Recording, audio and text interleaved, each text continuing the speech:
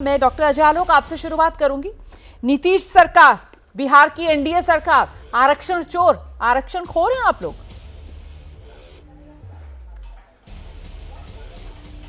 अरे अंजना जी, ये लगता है तेजस्वी यादव ना कुछ पिछली रोटी वगैरह खा के आ जाए थे। जिस जातिगत जनगणना की वो बात कर रहे हैं, जिसके बेसिस आधार पे ही आरक्षण बढ़ाया गया था बिहार सरकार ने, उस जातिगत जनगणना को तो राहुल गांधी फर्जी बता चुके हैं। तो भैया की बात नहीं सुनते हैं क्या? फर्जी जातिगत जनगणना पे आरक्षण कर रही है तो कोर्ट कैसे मानेगा? तो आप लोगों की सरकार में वो आरक्षण, वो जनगणना हुई थी, आप लोगों की सरकार ने फर्जी जनगणना करवाई थी, आप ये कह रहे हैं? भाई राहुल गांधी खुद कह रहे हैं, मैं नहीं कह रहा हूं। राहुल गांधी के बयान है कि बिहार की जातिगत जनगणना छोड़ दीजिए, वो बिल्कुल फर्जी है। फर्जी है जातिगत जनगणना। तेजस्वी यादव उसके हिस्सा है, कांग्रेस के साथ चुनाव लड़ने जा रहे हैं, तो तय कर लें राहुल गांधी सही बोल रहे हैं या झूठ बोल रहे हैं, क्या है। दूसरी बात, आप जानती हैं नीतीश कुमार अलग क्यों हुए थे? आरजेडी से अलग, जेडी उस वक्त जनता दल था, नीतीश कुमार लालू से अलग क्यों हुए थे? इसी अति पिछड़ा आरक्षण से। क्योंकि नीतीश चाहते थे कि कर्पूरी ठाकुर वाला फॉर्मूला मंडल कमीशन में लागू हो, पिछड़ों और अति पिछड़ों को अलग से आरक्षण दिया जाए। लालू जी ये नहीं चाहते थे कि अति पिछड़ों को अलग से आरक्षण मिले। लालू जी ने वो मंडल वाला फॉर्मूला एनेक्शन 1 एनेक्शन 2 लागू नहीं किया 94 में। पिछड़ों का, दलितों का, अति पिछड़ों का हक मारा उन्होंने, सिर्फ अपनी जाति को प्रमोट करने के लिए। इसलिए नीतीश कुमार अलग हुआ, सत्ता पार्टी बनी। और पहली बार बिहार में 2005 में अति पिछड़ों का आरक्षण लागू किया गया, जब पंचायत में भी 50% महिलाओं के लिए रिजर्व किया गया। ये क्या आरक्षण की बात करेंगे? ये लोग तो घनघोर आरक्षण विरोधी, सामंतवादी। इनके लिए आरक्षण का मतलब सिर्फ परिवार का आरक्षण। अभी आप देख लीजिए, उत्तर प्रदेश में 5 यादव एमपी हैं, 5 एक परिवार के। बिहार में आरक्षण का मतलब डॉक्टर अजय आलोक जरा सा बिहार पर ही रहते हैं सर। एक मिनट, मेरे एक सवाल का जवाब दीजिए, उसके बाद मैं आगे बढ़ूंगी, बाकी मेहमानों का रुख करूंगी। किसने क्या किया, क्यों किया, वो सब छोड़ दीजिए सर, अभी की बात कर लेते हैं। 2023 जातिगत जनगणना हुई थी तब, जबकि नीतीश कुमार तेजस्वी यादव के साथ मिलकर सरकार चला रहे थे, महागठबंधन में थे। उसके बाद आरक्षण बढ़ाने का वो फैसला ले लेते हैं, लेकिन 24 में हाईकोर्ट उसको रोक देता है, खारिज कर देता है, और तब तक वो आपके साथ आ गए। तेजस्वी यादव ये कह रहे हैं कि साहब अगर केंद्र उसको 9वीं अनुसूची में डाल देता तो फिर हाईकोर्ट उसको खारिज ना कर पाता। तो यहां जो आपसे सवाल है सर, उस पर जवाब दे दीजिए, आप लोगों ने ऐसा क्यों नहीं किया? इसीलिए महत्वपूर्ण ये हो जाता है कि क्या एनडीए, क्या नीतीश कुमार, क्या बीजेपी आरक्षण चोर हैं आप लोग? देखिए, सबसे महत्वपूर्ण बात है कि जातिगत जनगणना करवाने का अधिकार राज्य सरकार को था ही नहीं। इन्होंने काउंटिंग करवाई। इन्होंने जब काउंटिंग करवाई तो ऐसी फर्जी काउंटिंग, जब हम लोग बीजेपी में थे, हम लोग सीधे कह रहे थे कि ये फर्जी काउंटिंग, किसी की गणना नहीं करवाई गई, अपने मन से फिगर डाल दिया, इसलिए हाईकोर्ट ने कैंसिल कर दिया।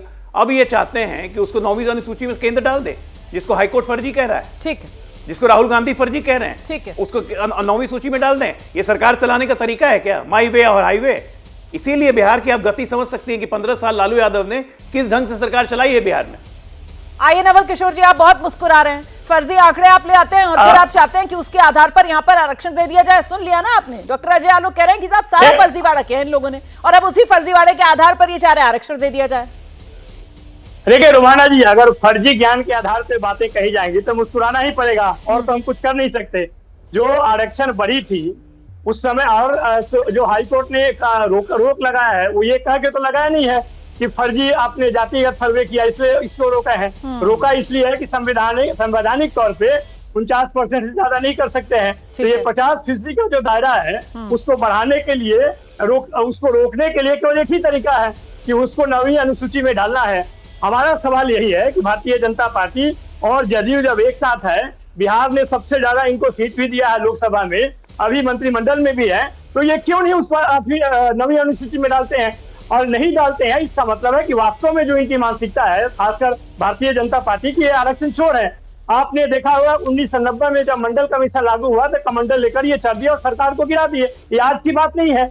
जहां तक सवाल आरक्षण का है, आरक्षण तो संवैधानिक आधार है, इसमें तो कोई रोक तो कोई नहीं सकता है। और यह देने का, बढ़ाने का तरीका भी सबको मालूम है। जब ये जरूर है कि जो जातिगत सर्वे हो रही थी बिहार में, बीजेपी राज्य का इकाई और केंद्र का इकाई उसको रोकने का 1000 प्रयास किए। आप देख लीजिए कोर्ट में इन्होंने रिप्रेजेंटेशन क्या दिया है, किस तरह से पक्ष रखा है। इस आधार पे हम कहते हैं कि ये लोग आरक्षण चोर है। जो पिछड़ों को लगभग 50,000 नौकरी छुड़ाए इसके माध्यम से। एक सेकंड आप भी जरा इस सवाल का जवाब दीजिए ना। जो डॉक्टर अजय आलोक कह रहे हैं, आप उस सवाल से बच गए। आप मुझे बताइए, डॉक्टर अजय आलोक कह रहे हैं कि साहब इन्होंने जो भी जातिगत सर्वे कराया वो उन आंकड़ों पर भरोसा ही नहीं कर रहे हैं, उन्हीं आंकड़ों को लेकर वो सवाल उठा रहे हैं। वो कह रहे हैं जब वो आंकड़े ही सही नहीं है और सिर्फ बीजेपी उन आंकड़ों को लेकर सवाल नहीं उठा रही है। भाई राहुल गांधी वो तो महागठबंधन में आपके साथ ही है ना, इंडिया गठबंधन में आप लोग सब साथ हैं। राहुल गांधी तो खुद ही उस पर सवाल उठा चुके हैं। फिर उन आंकड़ों की विश्वसनीयता क्या है, उन पर कैसे भरोसा कर लिया जाए? और जब उन पर भरोसा ही नहीं किया जा सकता है तो उनके आधार पर आरक्षण की सीमा अगर नीतीश कुमार आप लोगों के साथ रहते रहते बढ़ा रहे थे तो मतलब फर्जीवाड़ा तो आप लोग कर रहे थे। नवल किशोर जी, तो महाराज जी हम लोग तो पहले ही कर रहे थे, आज भी कर रहे हैं कि केंद्र सरकार को जातिगत जनगणना करानी चाहिए। अधिकार केंद्र सरकार के पास है, क्यों नहीं करा रहे हैं? ये कहने को कहते हैं कि हम करा सकते, हम करेंगे, लेकिन आज तक क्यों नहीं किया? ये तो संसद के पटल पे को बोल चुके हैं कि कोई जातिगत जनगणना नहीं होगी। जातिगत जनगणना तो छोड़ दीजिए, उसके डर से ये जनगणना भी नहीं करा रहे हैं। अभी भी हम लोग 2011 के जनगणना पे ही चल रहे हैं। सवाल ये नहीं है, सवाल ये है कि जो मानसिकता है भारतीय जनता पार्टी की, वो दलित विरोधी है, आरक्षण विरोधी है, ओबीसी विरोधी है। ये पूरी तरह से आपको दिख जाएगा। और जहां तक जातिगत सर्वे सही है या गलत है, आपने कोर्ट के किसी भी जजमेंट पे आप देख लीजिए कि कहीं लिखा हुआ है किसने क्या कहा। राहुल गांधी ने यह कहा कि जातिगत जनगणना होना चाहिए। ये जनगणना नहीं है, ये गणना है। उस आधार पर उन्होंने कहा कि गणना का कोई मतलब नहीं। हम लोग तो चाहते हैं कि जनगणना हो, कि हम सरकार में आएंगे तो जातिगत जनगणना होगा। अभी हम चूंकि राज्य सरकार जातीय जनगणना नहीं करा सकती है, इसलिए ये गणना इसको कहते हैं। ठीक है, ये जातिगत जनगणना नहीं है ये।